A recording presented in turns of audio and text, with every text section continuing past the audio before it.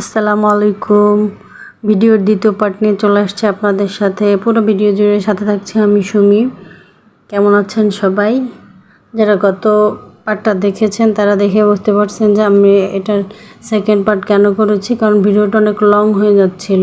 আপনারা আসলে মনে করেন যে 2-3 মিনিটের ভিডিও দেখে বোধহয় কাজটা খুব ইজি হয়ে যায়। না, এখানে অনেক সময় লাগে, অনেক মাথা খাটাইতে হয় কোন কালারের সাথে কোন ফেব্রিকের সাথে কোন সুতার কালার যাবে ইত্যাদি ইত্যাদি। তো দেখে মনে হয় খুব ইজি বা ইজিতে হয়ে গিয়েছে 2-4 মিনিটে, এটা না, অনেক সময় লাগে। তো ভিডিওটাকে এডিট করতে হয়, তারপর ওটার পেছনে অনেক কাজ করতে হয় আর কি, ঠিক আছে। আবার আমার যেহেতু হুপি স্ট্যান্ড নাই, সেহেতু আমার হাতে রেখে এই কাজটা করতে হয়। জাস্ট ট্রাইপডে ক্যামেরাটা একটু ফিক্সড থাকে, ঠিক আছে।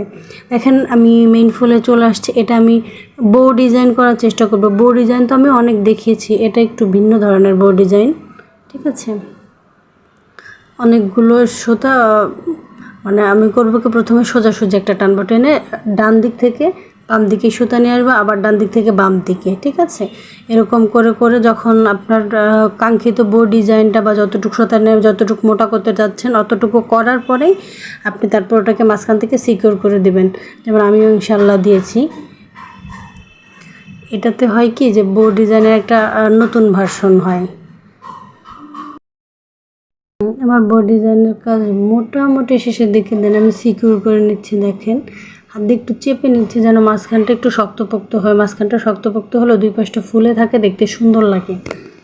আপনারা এই ডিজাইনটা চাইলে বাচ্চাদের ফ্রকে বা বাচ্চাদের যে টেপ থাকে সামনে বোতামওয়ালা নিউবর্ন বেবি, ওদের জামার এক সাইডে আঁকতে পারেন। তারপর কেউ কামিজেও দিতে পারে। দেখতে দেখতে ভিডিও শেষে চলে আসছি। সবাই ভালো থাকবেন। আল্লাহ হাফিজ।